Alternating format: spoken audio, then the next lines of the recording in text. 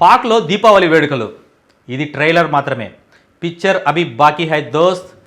పహల్గామ్ ఉగ్రదాడికి ప్రతీకారంగా భారత సైన్యం చేపట్టిన ఆపరేషన్ సింధూర్ పాక్ అధీనంలో ఉన్న కశ్మీర్తో పాటు పాకిస్తాన్లోని ఉగ్రవాద స్థావరాలపై చేసిన క్షిపణి దాడులు తీవ్రంగా చర్చనీయాంశంగా మారాయి.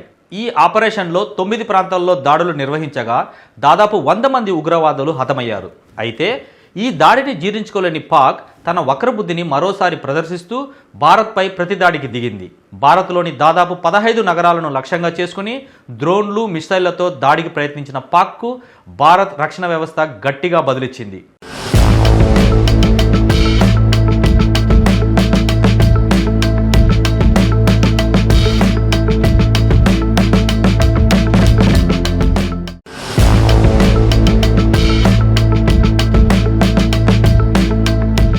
అధునాతన వ్యాయామాలు, సమర్థవంతమైన వ్యతిరేక క్షిపణి వ్యవస్థల ద్వారా అన్ని దాడులను భారత్ సమర్థవంతంగా నిర్వీర్యం చేసింది. ఈ నేపథ్యంలో భారత నావికాదళం రంగంలోకి దిగుతూ కీలకంగా పాక్లోని కరాచీ పోర్టును పూర్తి స్థాయిలో ధ్వంసం చేసింది. ఇది పాక్కు గట్టి ఆర్థిక నష్టం కలిగించే పరిణామంగా మారింది.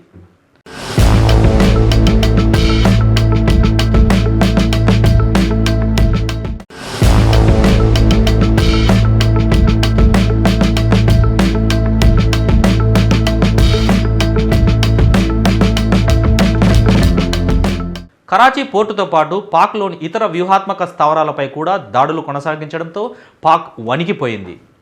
ఈ దాడుల విజువల్స్ను జాతీయ భద్రతా సలహాదారు అజిత్ దోవల్ ఎక్స్ వేదికగా షేర్ చేస్తూ పాకిస్తాన్లో దీపావళి అంటూ వ్యాఖ్యానించారు.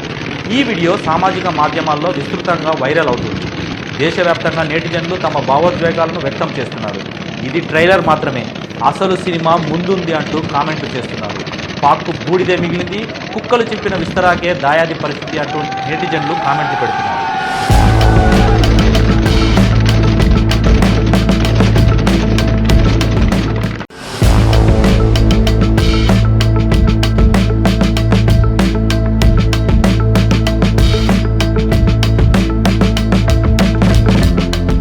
ఈ పరిణామాలు చూస్తుంటే భారత్ తలొగ్గే దేశం కాదని, దాడులకు దాడితోనే బదులిచ్చే శక్తిగా నిలుస్తుందని మరోసారి ప్రపంచానికి స్పష్టం చేసింది.